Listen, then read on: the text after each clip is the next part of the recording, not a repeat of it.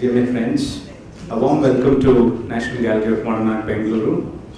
It takes an immense pleasure for inviting you all for today's evening's talk by Mr. Ganesh Shivaswamy on Raja Ravi Varma, his imprint in time, celebrating 125 years of the print legacy. I would now like to call the director, Ms. Nazneen Banu, to come up and introduce the speaker for today's evening and to welcome him on stage. Well, namaskar and a very good evening to all of you. First of all, let me extend a very warm welcome to one and all present here this evening for sparing your time and for joining us today for our latest presentation, which marks the 125th year of the print legacy of Raja Ravi Varma, Imprints and Time. And before I introduce our guest speaker, I would like to share a few lines which I read some time back. And it says, art belongs to everybody and nobody. Art belongs to all time and no time. Art belongs to those who create it and to those who savor it. Art does not exist for art's sake. It exists for people's sake.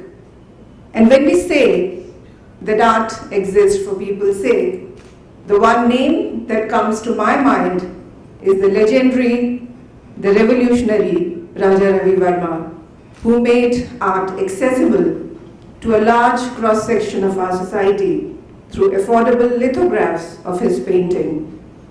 The lithographs not only enhanced his reach and influence as a painter, but also increased the involvement of commoners and masses in the fine arts and thus defined artistic taste among common people for several decades.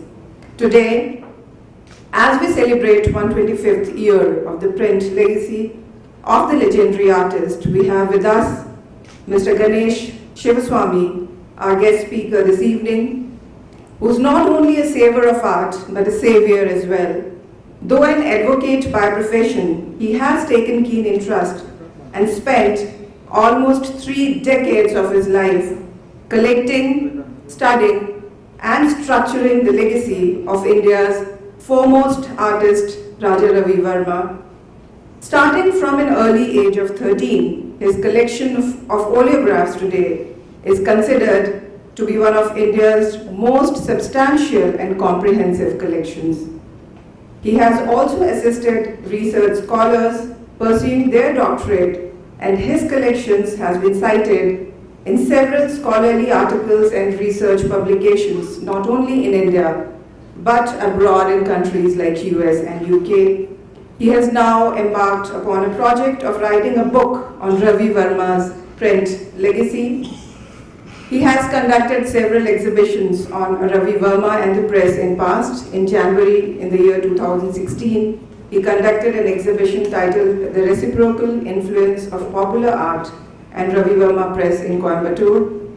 The exhibition was very well received and also travelled to Pondicherry, where it was inaugurated by the Lieutenant Governor of Pondicherry. He was also closely associated with the National Gallery of Modern Art, Bengaluru, for our past exhibition on oleographs of the Ravi Varma Royal Lithography and Legacy, and not only contributed substantial number of oleographs from his personal collection, but also curated the exhibition, for which we received very encouraging response from our visitors. Mr. Shivaswamy also compiled the first online catalogue of oleographs from the Ravi Varma Press as a tribute to Raja Ravi Varma on his centennial death anniversary in the year 2006. And today, he's here with us to talk and give an insight about Raja Ravi Varma, Imprints and Time, celebrating 125th year of the print legacy. With this backdrop, I request everyone to please invite our guest speaker on stage with a huge round of applause. Thank you, madam. Well, the task before me today is to encapsulate 125 years in 45 minutes. So I think I better get straight to it. And every good narrative on Ravi Varma begins in Kilimanur. Kilimanur is situated about 40 kilometers north of Trivandrum. And during the time of the Travancore kingdom, it was a very important aristocracy. A number of the consorts of the princesses hailed from this very illustrious family. It was the intellectual hub. It was the artistic cradle of that area. In fact, Kilimanur is the source of two Kathakali plays. One of it is Ravana Vijayam, which was written by Vidwan Koil, and the other is Kamsavat, which was written by Kilimanur Ravi Varma Tambaran, who lived between 1782 and 1854. Kilimanur itself had this Kathakali troupe with it, so it sponsored Kathakali in a very big way. In the mid-19th century lived a Maharaja called Swadi Tiruna. We all know of him as a very great composer king. But what very few of us know is that it was Swadi Tiruna who introduced into Travancore the modern period of painting. He brought in a whole lot of artists from outside. One of the artists he brought in was a man called Alagiri Naidu from Madurai. And Alagiri Naidu was very proficient in the Tanjore style of painting. Alagiri Naidu in turn taught Ravi Varma's maternal uncle, the gentleman you see on the screen now. This is a painting actually painted by Ravi Varma of his uncle. And I went in search of his paintings, and I was able to find some of Rajaraja Varma. I'm going to refer to him now as the uncle because there are actually two Rajaraja Varmas we're going to encounter today.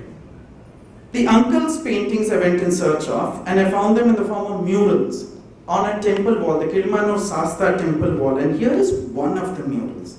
Now this mural is substantially damaged, but if you look at it, the photographs actually enhanced for this presentation. What you will very quickly notice is that it is very different from a Kerala mural. There are two things which are very different to it. The first thing you'll notice is that the horse, and I presume it has Sasta on it, the horse is in gallop. So you actually have movement now entering the Kerala murals. And if you look at the landscape recedes. So the second thing which you're getting new into Kerala murals is perspective. So both of these new things are brought in through the uncle, Rajaraja Varma. The other intellectual of Kilimanur I introduce you to this evening is Ravi Varma's own mother, Uma Ambatamburati. She wrote the dance script for a Tullal dance called Parvati Swayamvaram. And Ravi Varma, sometime in about 1900, he had this script printed into a limited edition book of 1,000 copies. The book, unfortunately, is all but vanished today. But I was able to get one copy of it. And here's the title card of Parvati Swayamvaram, written by Uma Ambatamburati. So it is into this environment that Ravi Varma is born. That's Kilimanur, and actually the first building which you see over there right to the very front, that's the Chitralayam which Ravi Varma built. It wasn't there when Ravi Varma was born. So when Ravi Varma was born in 1848, he's born into this atmosphere which has a lot of art and dance and there's music and there are people who are writing scripts. So there are three things basically which Ravi Varma imbibes into him. The first thing he imbibes into him is Kathakali. The second thing he imbibes into him is the tenets of Tanjore painting. The third thing he imbibes into him and which he's taught is social norms. Social norms, why? Because in Travancore at that point of time, like any other kingdom in India, it was not a horizontal society. It was a vertical society where you had to know your place in the system and how you deal with people above you and how to extract graces from people below you. So this is what is happening for the first 14 years when Ravi Varma is in Kilimanur. His first teacher was the uncle. And I also wanted to know whether the uncle actually influenced Ravi Varma in any way. So I go back to the mural which you just saw and we move forward in time. So what you're seeing on the screen now are three pictures. The one on the extreme left is Rajaraja Varma the uncle. The painting in the middle is by Ravi Varma and the one on the right is the oleograph. So if you actually look, it's compositionally exactly similar to the uncle's picture, including if you are able to very carefully observe, you can even see the umbrella. The umbrella over Sasta is positioned exactly the same way as Ravi Varma would. So Rajaraja Varma, the uncle, clearly influenced Ravi Varma. First 14 years, Ravi Varma is in Kilimanur, and at the time of his Upanayana, Ravi Varma is taken and presented before the Maharaja, this Maharaja, Hailendra. And Ariyam Tirunal allows Ravi Varma access into his library. And for the first time, Ravi Varma is now beginning to see European art as well. So by this time, you have Ravi Varma imbibing Kathakali, Tanjo, social norms, and European art. And then when Ravi Varma is 18, he is gifted his first box of colors by this gentleman. Kerala Varma, Vadiyakul Tambaran, is also known as Kerala Kalidasa because he has translated a number of Kalidasa's works into Malayalam, one of which is Mayura Sandesham. This is 1866. So now Ravi Varma's also got with him the technique of European painting. From 1866 to 1874, very short years, Ravi Varma paints his first known commissioned portrait, and that is this one, Kidakke Palat Krishna Menon.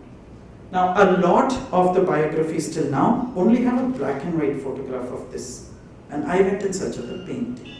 I said, if the painting exists, then it must be somewhere. So I was able to find it, believe it or not, 3 weeks ago. So for the very first time ever on display is Ravi Varma's very first painting. And that is Kidakke Palat Krishna Menon. When I first took a look at the painting, I said, my God, all of his training has come through. He's a good student. So let's examine this painting. I'm going to spend a few minutes on this painting. Because we need to realize, understand whether Tanjo painting has been understood, Kathakali has been understood. So let's go step by step. First is Tanjo. The first thing Tanjo painting teaches you is to accommodate all of the figures onto your given space. So spatial accommodation, Ravi Varma gets spot on right from the beginning. This is a very complex portrait. It's 5 people. Ravi Varma paints all of them with no problem. All of them are accommodated onto the canvas. Ravi Varma never had a problem right from the beginning on to the very end, where he started with the face and then realized he didn't have space for the body, so the body becomes smaller. And then he realizes he doesn't have space for the hands, and the hands become even smaller. But Ravi Varma never painted hangman pictures, never did, right from the very beginning. Why? Because Tanjo painting is teaching him spatial accommodation. Spatial accommodation is spot on. Coming to the next, that is Kathakali, Tanjo painting also, and social norms.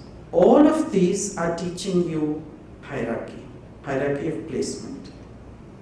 In Kathakali, it's on stage. In Tanjo painting, it's on a board. And in social norms, it's in society. It was very important for Ravi Varma to understand hierarchy, and he understood it very well. In Kathakali, the dominant person is to the right of the subservient person, or the dominant person is higher than the subservient person. So to our visual left would always be the dominant person. The servient person would be to our visual right. Now look at the painting. The head of the family is to our extreme visual left, and that is Krishna Menon. In fact, I think Ravi Varma sort of then says his head must be higher than the other people, so he puts in a little kudumi, is what I think. But that is how Ravi Varma painted. That is how Ravi Varma did every painting. Starting from here, all the way to the victory of Indrajit, Ravi Varma composed his pictures using the Kathakali placement of figures. Just to drive the point in, if this was done by a European artist, the 2 parents would have been in the middle and you would have had the children around. But that is not Ravi Varma's placement. Ravi Varma's placement is the Kathakali placement. If, for example, Ravi Varma were to paint a picture which had a Rama and a Hanuman, the Hanuman would either be to Rama's left or to our visual right, or would be below Rama. Hanuman would never be placed on Rama's upper right like a teacher in a classroom. That is the Kathakali placement. Moving on, let us also examine the jewelry. 1870. Although beautiful, it's not entirely intricate because Ravi Varma is yet to develop that technique, which comes in very much later. So in 1870, Ravi Varma was still learning jewelry. But what about drapery? Drapery by this point of time, Ravi Varma is fairly good. Because if you can actually see Krishna Menon's upper cloth, it is diaphanous. And Ravi Varma is able to get that in. Ravi Varma was able to pick in every fold and every crease of every cloth. So this is 1870. Let's move on to 1874, when Ravi Varma paints a painting called The Tamil Lady Playing the Sarabat. This is the copy. What happened to the 1874 painting? Well, the 1874 painting went to Madras and thereafter won a prize, and thereafter was gifted to the Prince of Wales, later King Edward. So I said, my God, if it's gone to King Edward, it has to be with Her Majesty Queen Elizabeth II. So I did write to her. And then the curator contacted me.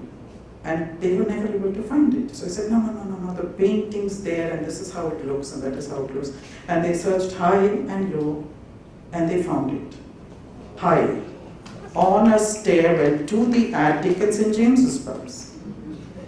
And I said I wanted it for the lecture. So a man actually climbed up on a ladder and took a photograph of it and sent it to me specifically for the lecture. And for the very first time, 1874 on the later copy. Yes, the painting's been trimmed. So the curator was very happy. He says, oh, we finished with Ganesh. And then a second barrage of emails. Why is it trimmed? He says, I don't know why it's trimmed, Ganesh, but the catalogue reads a lady playing a musical instrument. So this, ladies and gentlemen, is Tamil Lady Playing the Sarabat 1, Tamil Lady Playing the Sarabat 2. And why is this painting important? The painting is important because this is the first known copy made by Ravi Varma. It is this continuous demand for copies which goes into the making of the press. Here are a few copies of them. This is Shakuntala, Patra Lekana. These are three which I put on the screen. I could have put more. There are quite a few of them. And then even very sordid themes, like Sairendri. There are a number of copies of them. Again, the one on the extreme left top becomes an oleograph, and look at the Kathakali placement. Dominant is to the right of the servant and to our visual left. That's the Kathakali placement. So this keeps going on until 1884, when Madhav Rao says, look, you know what you need to do? You need to send your pictures to Europe and have them oleographed. And then he says, you should do it for two reasons. One is it will extend your reputation.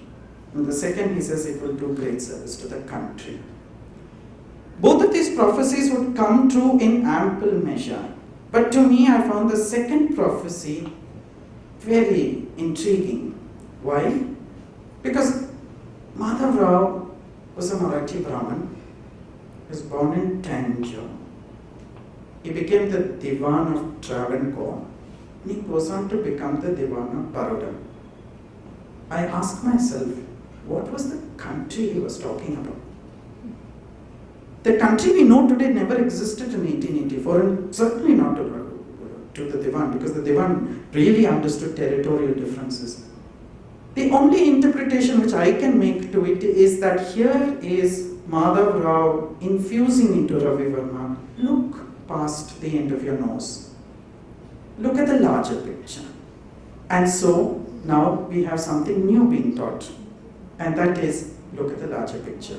This also goes into Ravi Varma establishing the press, because he is now not content in just painting for commissions. He wants to paint for all, as the learned director said. 1884 to 1890, nothing really happens. And in 1890, Ravi Varma is painting a series of paintings for the Baroda Darbar, quite a few of them. The paintings are first painted in Kilimanu, then they're taken to Trivandrum for an exhibition. And thereafter they are taken to Bombay, where they are exhibited.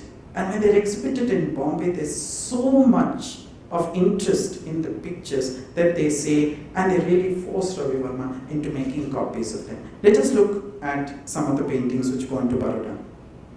Arjuna and Subhadra, many of these actually do go on to become oleographs. Again, Kathakali placement. The dominant is to our visual left. Bharata and the Lion Cup. The Birth of Krishna, Harish Chandra, Kamsa Maya, Kichaka Sairendri, again the Kathakali placement, dominant is to our visual left. Nala Damayanti, Radha Madhava, Shantanu and Ganga, and in the Shantanu, the dominant is to the visual left because she is ruling that particular episode. Shantanu and Matsyagandha, again the Kathakali placement, and Vishwamitra Menaka, again at that point of time, the Kathakali placement. There were two more pictures, and the biographers could say one is Sita Siddhi and the other is the disrobing of Draupadi. So I contacted my friends in Baroda and I said, where are these pictures? They said, no, one of them is not called Sita Siddhi, it's called Sita Shuddhi. I said, why is it not come in any other biography? They said, because no one asked. So here for the very first time, again sent only for this lecture, is the first time you're going to see it in color. Sita Shuddhi. And this is Sita's Panikarana at the time of her marriage. And to me it's absolutely beautiful to see the ages of Rama and Sita, completely illegal today, but so absolutely beautiful. This is, you're seeing it in color for the very first time. And then of course the disrobing of Draupadi. The disrobing of Draupadi, the Ravi Varma version of it has been seen again for the first time. I'm going to keep saying for the first time, so get used to it. For the first time, you will see the disrobing of Draupadi as well. So this is the entire Baroda collection, painted in 1890. And then people go on clamoring after him by saying, look, we want copies of them. But did it actually happen? Was Ravi Varma actually asked to make copies? The answer is yes. And where do you find the source for it? In a newspaper. This is the Hindu, October 15th, 1890, and it says a good suggestion. A correspondent writes, from your yesterday's issue, it would appear the celebrated artist Mr. Ravi Varma Koltamburan has drawn several highly admirable pictures which are intended to adorn the palace of His Highness the Gaikwad of Baroda. It would be very useful if the learned artist would have these pictures photographed and sold at a moderate price, maybe within the reach of all. It's very intriguing to me because by that time photography clearly has already become a mainstay, at least in elite India, because newspapers itself at that point of time was quite elite. So this demand then crystallizes Ravi Varma and he finally says, okay, I have to get my act together. And he deputes his brother. Now with this, Ravi Varma's sort of getting it going slowly tapers off, and then the brother begins. And the brother sends a man called Abdullah Hussain all the way to Germany, and he says, will you please go and get somebody who can set this press up for us? And he goes all the way to Germany, this Abdullah Hussain, and catches hold of a man called Fritz Schleicher. And in 1893, signs an agreement with him. This is the very first document which we see towards the establishment of the press, 1893, 16th of June, 1893. And then they get their act together and they say, all right, we're ready to go. And the very first launch takes place with this advertisement. The Ravi Varma Fine Art Lithographic Press. An oleographic press under the above name has been opened in Girgaon, Bombay, the first of its kind in India, for the printing and publication of pictures illustrative of Indian mythology, history and everyday life. The establishment is worked and managed by skillful and experienced European artists. The well-known Travancore artist Mr. Ravi Varma's charming picture called The Birth of Sakoontala is now ready. And look at the last line. The price of a copy of this picture, which is an excellent oleograph, is ₹6. That's quite expensive, really. So when was The Birth of Sakoontala ready?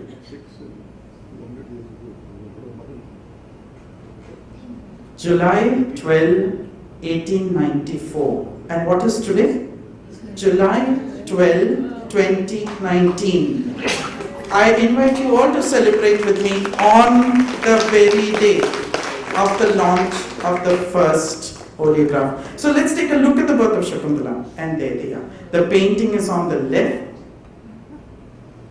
And the 1894 oleograph is on the right. Again, Kathakali placement. At this stage, Menaka's dominant, and she goes to our visual left. So there, happy birthday, 125 years. Moving on. Now what I'm going to do is I'm going to finish with the press, and I'm coming back to 1894, a little later. So what happens thereafter? Till 1898, the press is in Girgaon. Then from 1898, it shifts to Ghatkopar because there was a plague and civil unrest. The press actually started as a partnership with Rajaraja Varma and a man called Govardhan Das. So Govardhan Das, he exits the partnership in 1898, and thereafter Rajaraja Varma owns the press as a sole proprietor. Thereafter in 1899, the press shifts to Malavli, Lonavala, where it finally lands up. And then in 1903, Rajaraja Varma says, I'm selling the press. And he sells it to Fritz Fleischer. And in his diary on 9th of October 1903, the last line, he says the proprietorship of the press was in my name, though it was called after brother. So ladies and gentlemen, we need to acknowledge the people who go behind a building of a brand. The Ravi Varma brand was built by Rajaraja Varma as the initial partner and thereafter the sole proprietor. I selected these photographs. They are dull, they are damaged, but to me it was both the brothers in the very same environment. Both of them are sitting on a very rickety chair, and I believe that the writing Rajaraja Varma which you see may be Rajaraja Varma's handwriting himself. So this is the first owner of the press. The next man on the scene is Fritz Fleischer. He's the German man who was brought in 1893. And to me, even before I get into what he does, I wanted to know what kind of a person he was. So I searched and I was able to find that he had built within his compound a beautiful beer cellar to keep his beer cold. So he liked the Oktoberfest clearly. And then a set of photographs. So there's Fleischer doing the hunt on the right, and then there's Fleischer on top, and he's actually supervising planting of crop or something, so it's a bit of an agrarian. And then you have the house, so he's living in a very well-appointed house. But to me, the greatest information which I got on Fleischer, and for me as a lawyer I think was the best thing, was through legal records. Fleischer sued for everything. Everything and anything he filed a case, or he was defending a case. And I was thinking to myself, when I started my legal practice, where was Fleischer? I needed a guy like him. But of course he was well dead and gone by then. Lots and lots of cases.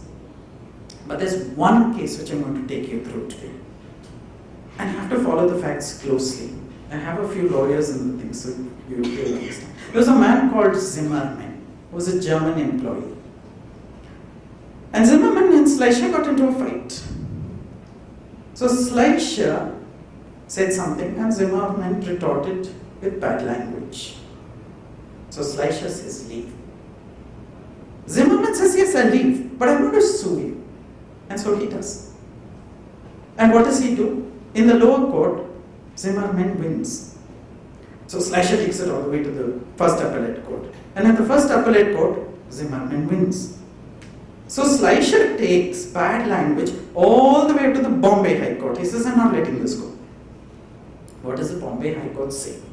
Well, before we actually get into what the Bombay High Court says, and let's play a little game. I want you to think of a lovely little bad word. But don't say it, we're in August company this evening. You can choose to be Fleischer, you can choose to be Zimmermann. I mean, for me, my vocabulary in bad language doesn't go beyond I'll hit you or something like that. But that's where it is. So I hope you've got a little bad word in place. And let's see what the High Court says. It says, having regard to the provocation offered, and to the ordinary habits and customs of Europeans in the matter of language of this kind, the retort given by the servant in no way justified the dismissal. The appeal was dismissed with cause. So the High Court says, oh, you Germans, you're used to bad language, so what's the big point? But the thing is that Fleischer doesn't give it up without a fight. But, so we know Fleischer, he's an Oktoberfest drinking person, he's doing shikar and all of that. But what does he do to the press? He turns the press around like nobody else does. Unfortunately, today we do not have any documents from the press of a catalogue, but I have been able to find 2 documents in the course of my research for the book, and these are 2 price lists issued by the distributors. And these price lists have been priceless insofar as compiling the actual gamut of what is the output of the press. And it's prolific. It's huge. The number of things which it's doing is absolutely huge. One of the things which Schleicher does at the time when the press is there is he starts embracing other artists also. So in addition to Ravi Varma, there are a number of other simply prolific artists who have now joined the press and their pictures are being printed. So we need to acknowledge them because they also go into building up the Ravi Varma brand. Here are some. This is by Mahadev Vishwanath Dhurandhar. Can you believe it that the first substantial book on him has come out only last year? We've not researched him at all. A.M. Mali on the left, Kumbar on the right, we have no clue as to who these people are. The only reason we know that they are there is because Schleicher is allowing them to put the imprint of their signature onto the oleograph. And that's how we know that these people actually did contribute to the Ravi Varma press. G.V. Venkatesh Rao. Again, we don't know who he is, but in the process of me irritating the Royal Collection Trust in London, we found that there was a G.V. Venkatesh Rao there also. Navneet Krishna by Sharma Brothers. Siddhalinga Swami on the left, he's a prolific Mysore artist and he even contributed to the press. C.G. Ramanujam on the right. Then they get into advertisements. And the one on the left is by K. Madhavan. Now K. Madhavan is an artist to watch out for because Stephen Inglis refers to him as the Norman Rockwell of South India. He came out with a lot of illustrations. We don't know much about him, but a lot of research is being done about the artist on the left. That's to watch out for, K. Madhavan. And then of course Dongre Balamaruttam. And then he goes into printing books. A very rare book we were able to find. And this is of the Bonesley family, the family tree. And if you look at the pages, I mean clearly the family is quite populated, very, very intricate. And then into picture postcards. Playing cards and textile labels. And to me, I was able to find one textile label which sort of summarized me also. Because what happens if a lawyer gets into art?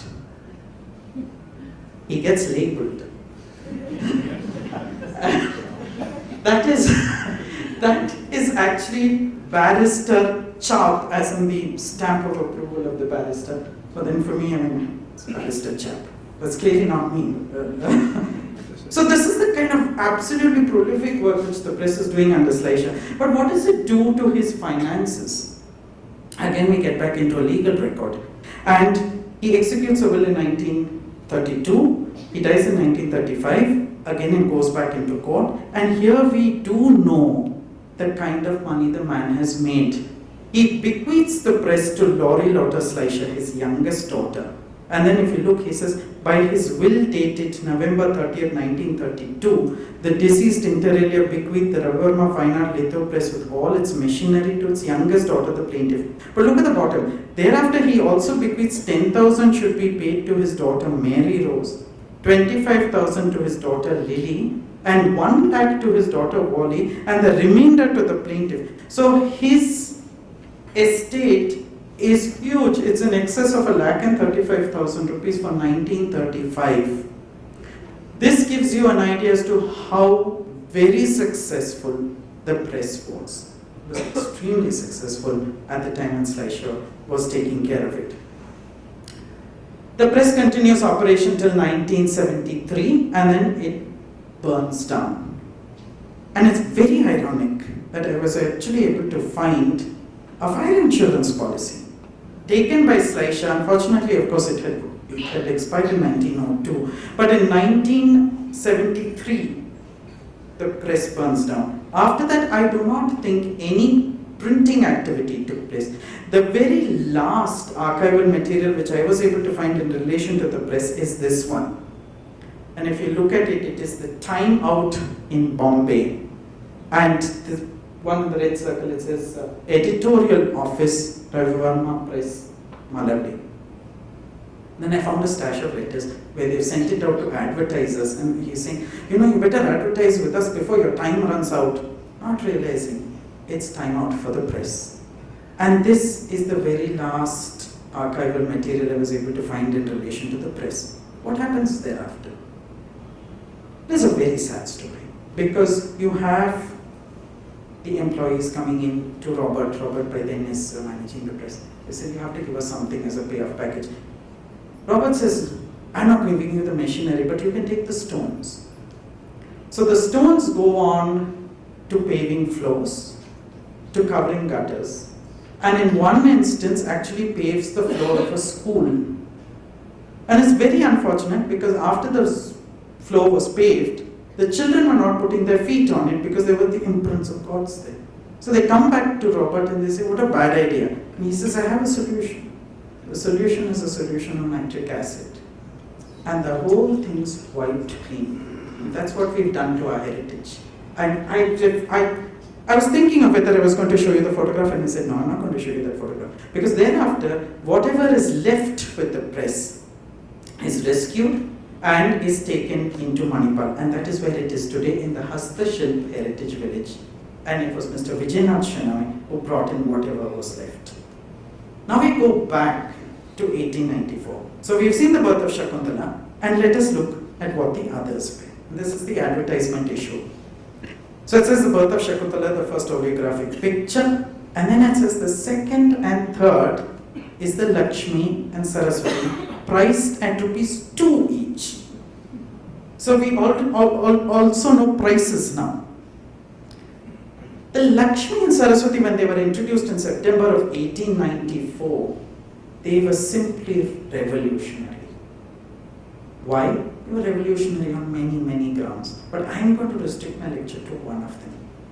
I want you all to go back to 1894. And in 1894, someone came up to you and said, pray to Lakshmi. How would you imagine the deity? The academic class of society would be described the Dhyana Shlokam and said, oh, she's sitting in Padmasanam and she's got Chaturabhuja, she's got Kamalas in 2 hands, she's got Abhay and Varada, and she has 2 gajas. If you really didn't understand that, then the only visual assistance was something like this. This is from the Shrita Prunidhi. It was illustrated. Tanjo painting, Mysore painting, all of these 2-dimensional, illustrative of a concept. The other thing which the academic class of society would have been taught is that the Lord resides in geometry, as did the Sri Chakra. No one really understood that. But this was the academic class of society. What happened to the common man? The common man was not given access to temples. And access to temples happens in 1936 with the Temple Entry Proclamation. It starts with the opening up of roads in Vaikkyam. And thereafter it results in the Temple Entry Proclamation. Until 1936, injunctions against religious access were very strong and intense. And much earlier, 1894, this woman gate crashes the whole thing. That's why she's important. That's why she's very important. Because she breaks every religious injunction barrier and she percolates herself into every home. That is why she's important. The second reason why she's important, the Bible says God created man in his own image. But man created God in his image here. For the first time, she's actually a human being. But who is she? Who is the girl who goes on to becoming brand Lakshmi? Let's sort of do this one on the models. Sugandha from Rangrasiya did not exist. Fact or fiction now I'm going to do. Complete fiction, Sugandha from Rangrasiya did not exist. This girl is Anjanabai Malpekar. She did exist. She was a prolific musician. She sets up the Bendi Bazaar Gharana. She's from Goa. She is a Kalavant.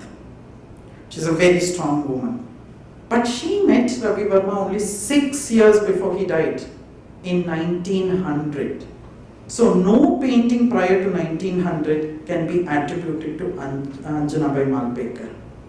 Not the Lakshmi, not the Saraswati, not the Mohini, not any painting which went to the Chicago. Because Ravi Varma met her only in 1900. But there was another girl. And she was very active in 1893-94. And this is the girl. And in the photograph, you actually see written at the bottom, Rajibai of Bombay or model. Now, Ravi Varma's work was actually being followed by a man called Bala Sahib, who was the Prince of Aund. And in his autobiography, he speaks of a model. And he actually says, I'm only reading the last few lines. It says, and this is from Rupika's book.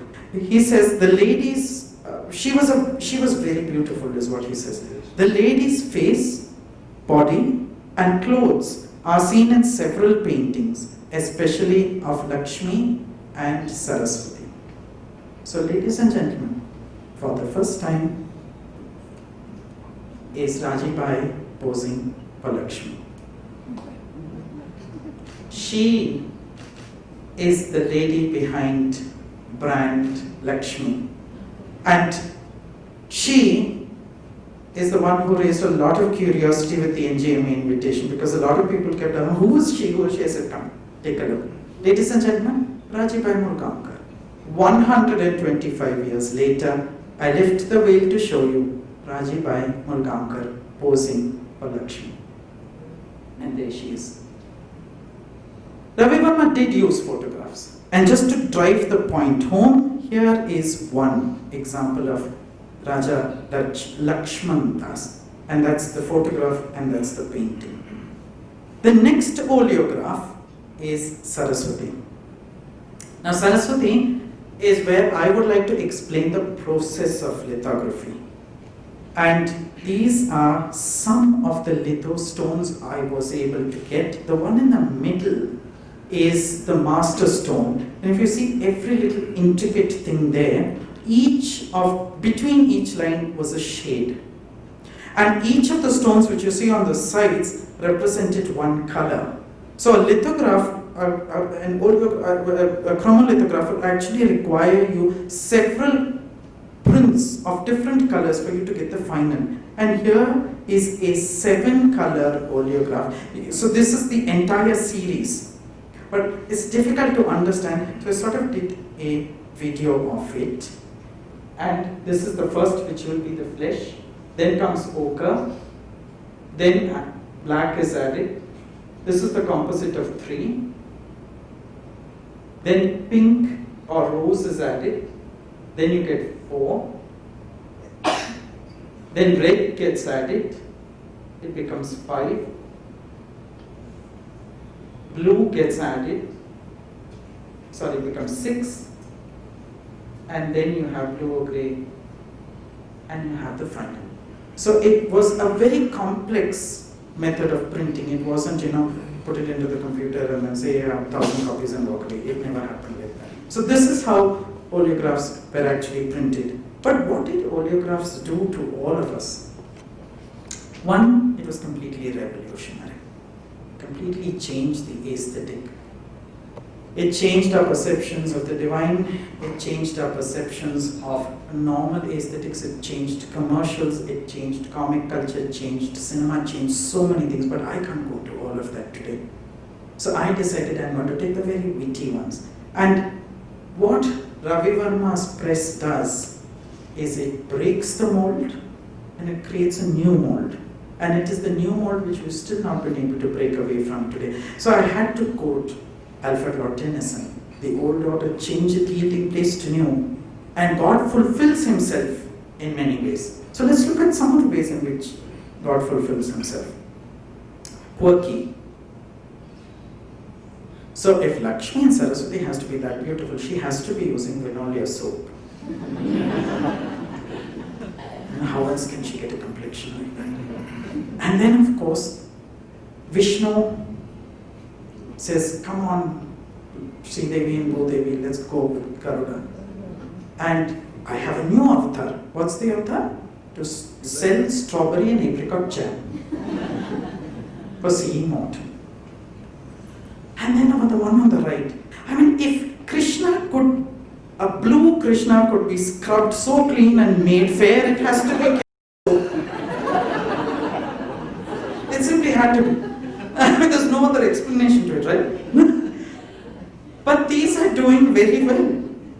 But the other thing which the oleographs are doing is it's actually influencing a whole range of new artists who are carrying on not only the print tradition but the popular art tradition. And we, as Indians, we've completely forgotten that legacy. And so I intend to show you some of them today.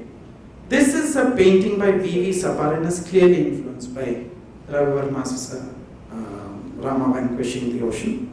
The ones on the right are paintings, mind you.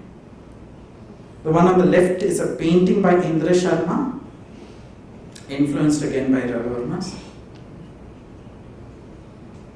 And then the Madhavan, this Norman Rockwell, that chap, and his influence from Ravi Varma's Shankar.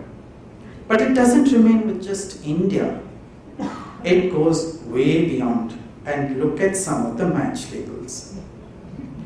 Made in Sweden, made in Czechoslovakia, made in Japan, and the Krishnas made in Austria. So clearly Ravi Varma has done something where he creates not only a revolutionary image, he creates such an acceptable image that it goes all the way everywhere, and then everyone's now making matchboxes and this and that, mostly for Indian consumption. But then they're adding their own little bits to it, as you will see in this slide. You actually notice what's happened. So the one on the right is made in Japan.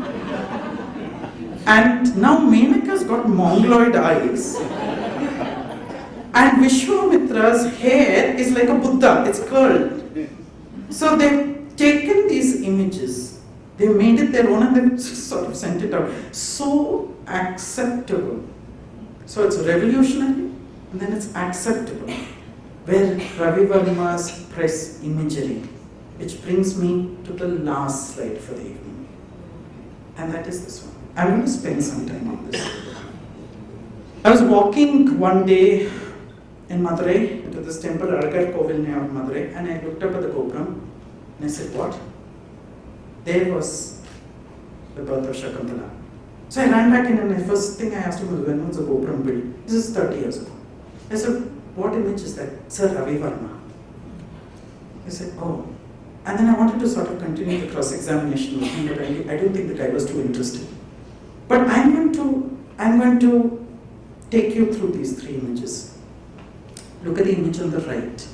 That's the one we're celebrating 125 for today. But just understand what's happening there. Sakoontala has been born because of irresponsibility and immorality. And then Sakoontala is handing over the child to the father. And he says, no, I'm not going to take the child. In Ravi Varma's print imagery, I think this is probably the most inhumane picture you can come across. Because here's an innocent child and they're playing tennis with her. One's throwing it and the other's retorting it back by saying, no, I don't want. And it smacks of everything which is immoral, inhumane, irresponsible, and downright cruel. What did the child do? The child didn't do anything in the whole thing. But it gets perched onto a religious podium. How does that happen? So if you think about it, Ravi Varma's press imagery starts from becoming revolutionary. Over the course of time, becomes very acceptable. And even further down the line, even something as sordid as this gets sanctified. and then goes full circle and goes back into a religious place. And it is these three things, revolution, acceptability, and sanctification, which is what creates an imprint in our minds and in time. Thank you, ladies and gentlemen.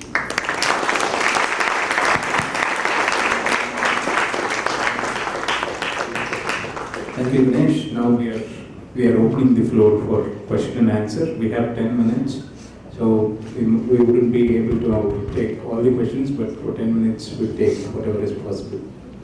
Hello. Hi sir, I would like to know if where we can find the content of this whole lecture and everything. Is it accessible online somewhere? No. This will not be accessible online. Okay. Yeah. If I'm interested in knowing more and You may contact the NGMA. Okay. Yes. Thank you, sir. Yeah.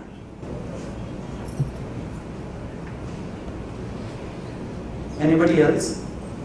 My lecture could not have been so clear that there are no questions. Oh, there's one there. Yes. So I have a question with regard to the whole lithographic process. Something that I was noticing while you were sharing all these, comparative images is that, and I noticed this before about lithographs, but the color palette within lithos are very similar, right? So the aesthetic of the color, like the tonality of the color, the saturation level of the colors that are used in lithos are very specific. So I mean, just as a personal commentary on like an artistic level, how do you feel that kind of affects the image itself? Because there are some paintings where the tones are so different from the lithos. See, the colors. apples and oranges, because the painting is an entirely different medium and the oleograph is an entirely different medium. So really you can't get both of them exactly similar, especially when you're mass producing them on such a scale. So you must understand that the paintings chartered down a different path, and that was completely different from what the oleographs were doing. The oleographs set out on a journey to democratize art. So to some extent, so if you look at the very early oleographs which were by the Fine Art Lithographic Press, they were actually like wash colors. But very much later when Schleicher takes it on, one of the ways in which he improves his commercials is to use something called a stippling effect. So what they used to do is they used to hammer little holes into it and the ink would penetrate in. So he was able to get more impressions out of a single stone. That is one of the ways. So the later oleographs you can clearly make out, if you look very close, it's like pointillism. It's tiny little dots which go into making a larger picture, which you will not find in the first oleographs. The first few oleographs did not retain too much of ink. So in the process of which, maybe about 200, 300 impressions, the stone had to be redone, but not with the later ones. And that's how he sort of achieved commercial success. Schleicher achieved this. Somebody told me from Chitrakala Parishad, then actually explained how that happened. So, in a way, he was kind of the first artist to commercialize the image of God, images of God. So he must have faced a lot of flack from society. So how did he handle the entire? I don't think he really cared about it, but he did face a lot of opposition. Not only were critics writing by saying, oh, these are so democratic, how do you call them art? Sister Nivedita actually, she criticizes the Shakuntala by saying, here is a woman lying on grass, and this is a picture found in every home. So I was really wondering which of the two she was more upset about. But if you think about it from that point of view, when the criticism was being made, we were living in a different time where there were certain things which were taken for granted. For instance, in 1894-ish, monarchies were the rule and democracies were the exception. Wealth concentration with the few was the rule. Spreading out wealth was a very much later concept. Religion for a few was the rule. Opening it up was not known at that point of time. And even if you take something as simple as you go on a road and you can get a biryani. In 1894, a pulao or a biryani was an exotic dish. Even ghee was an exotic thing. So all of a sudden when you had art proliferating into every home, they just didn't know how to handle it. So they simply said that this is not art. But the reality is that these were all revolutionary. They broke so many barriers.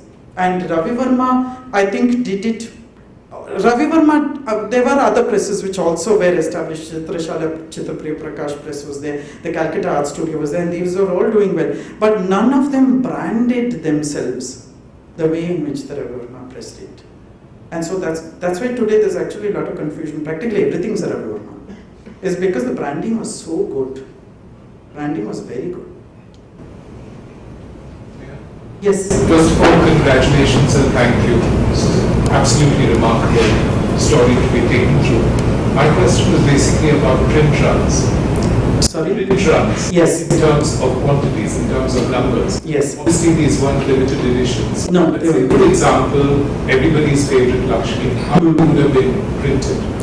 So, over a period of time before the plates were either destroyed, or did that happen at all? I don't think, firstly there were stones, I don't think there were stones, the stones were not destroyed, the stones could be reused over and over again.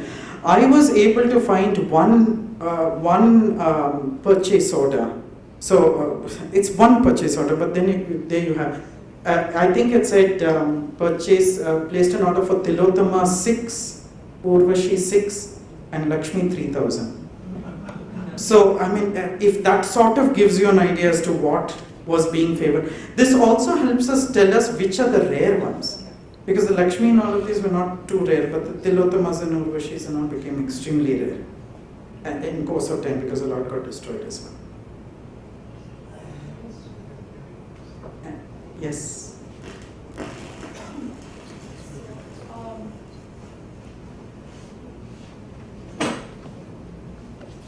Since every household has one of the prints of Raja Ravi Varma in the recent times, how is it that they managed to keep the same similar features? The similarity is so same even after so many years. How is it possible? See, the prints stopped in 1973. So what we have today are all the things which were printed only at that point of time. So the later prints have all been derivative of the original theme by different presses and different artists.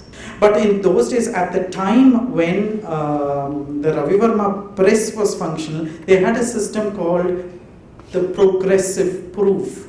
So what they did was they printed the series of colors and then they printed all of them onto a single sheet. And on the side, you would have all the colors in the form of an index. So what they used to do is every new print run was compared to the progress proof. So that way they sort of maintained some amount of quality. The fact remains is the earlier oleographs, the quality is very well maintained. But the later oleographs start sort of going this way and that way because either there's no comparison going on or they're trying to extract a lot more out of the stone which the stone was not in a position to actually do. So the later you get a lot of blurs and all that, but the earlier ones are very good. But how they maintain the same stereotype was using the progressive proof. There's a question here. Yeah, I can speak loud. Thank you, Ganesh. It was a very interesting talk.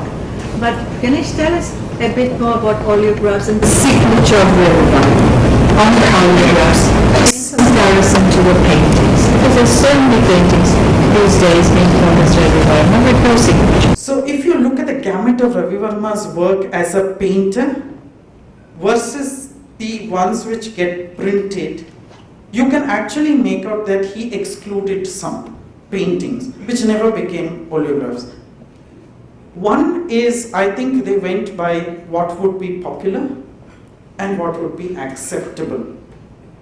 So there are actually, I was able to find a very rare painting of Vishnu Maya, of Shiva and Mohini in embrace.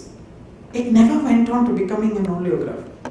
But we see the previous Mohini, so it stops there. So there was a lot of filtration which actually took place as to what paintings went into becoming oleographs and what paintings did not become oleographs. Clearly the portraits did not become, except very rare ones of political leaders or something like that. Like the one which you saw over here, which was Govardhan Lalji, who was the Tirkayat of Nathdwara, so he was a very important man. Those portraits got done, but normal portraits did not happen. Mythological certainly happened, because everyone loved the mythology. Gods and goddesses certainly happened. That and of course the beautiful women, everybody loved them. So those went on to becoming oleographs. But some of the paintings which were very personal did not become.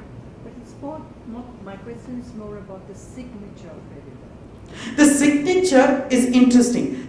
I was able to find that they had a separate stamp.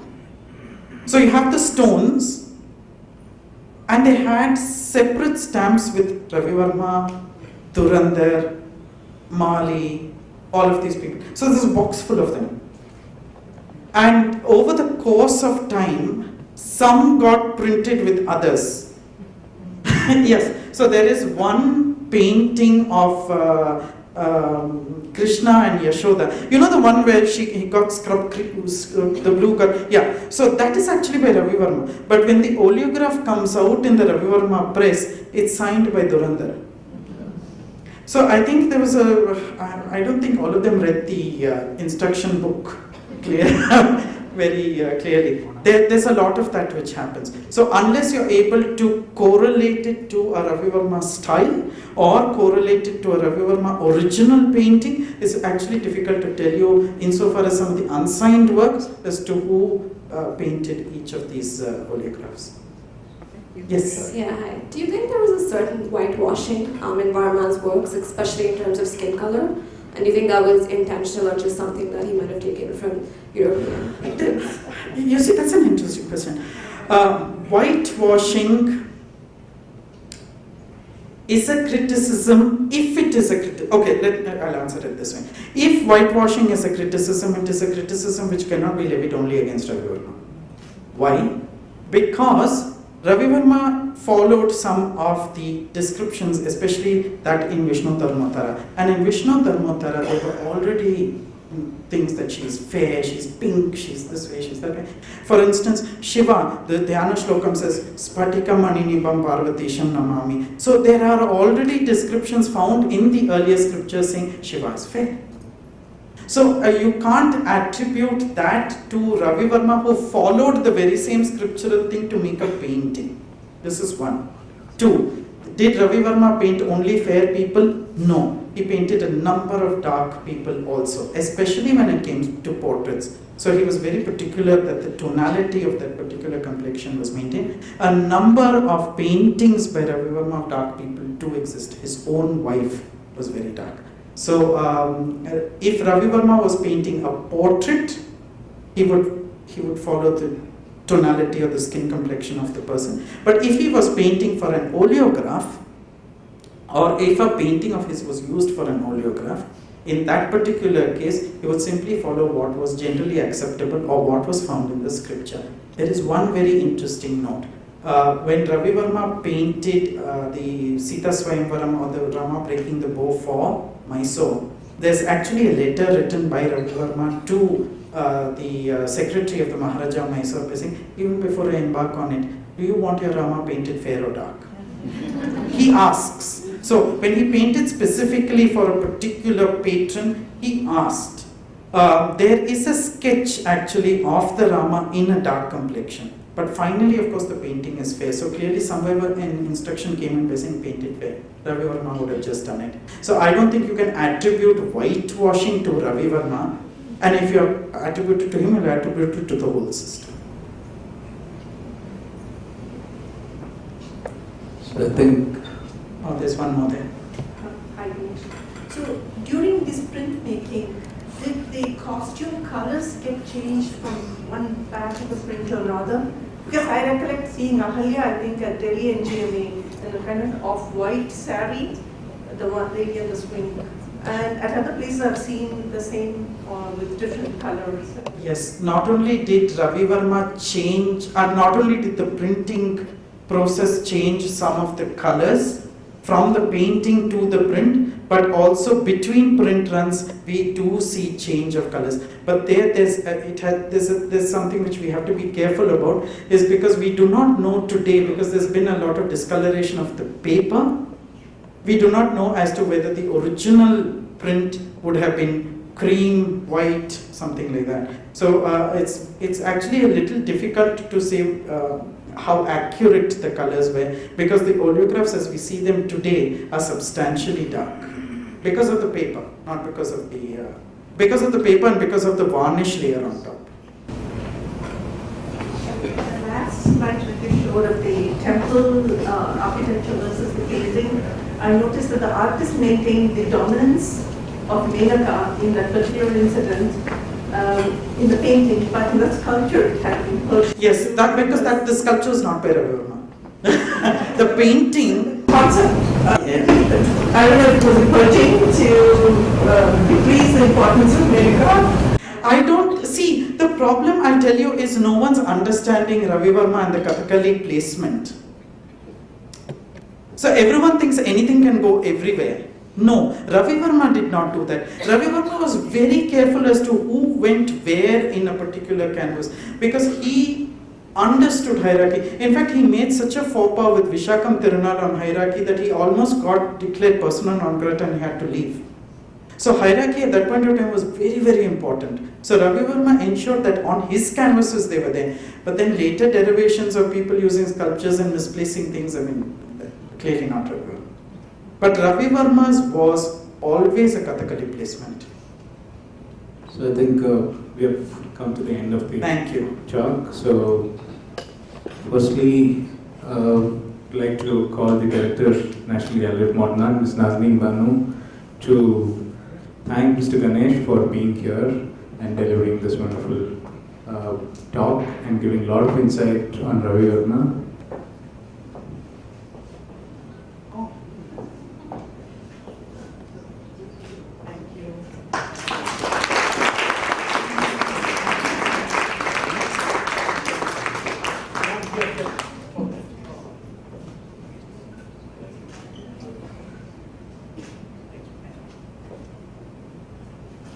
Thank you, ladies and gentlemen. Thank you. So, on behalf of National Gallery of Modern Art, Government of India, Ministry of Culture, I firstly thank Mr. Ganesh, thank the Director for being here with us for the talk, and I thank one and all for being here. Warm evening. And also request you to kindly visit the exhibition which is up, Itihas. It is the exhibition which has a lot of modernist sculptors, stalwart work which is on display. We have 22 artists' work, that is about 150 artworks on display, and we are planning to have a series of outreach program for the exhibition which will be announced shortly. And also I would request all of you to kindly follow us on Facebook, Twitter. We are also on YouTube for the videos which you have missed the event to look up on our YouTube page. Thanks one and all, and warm evening.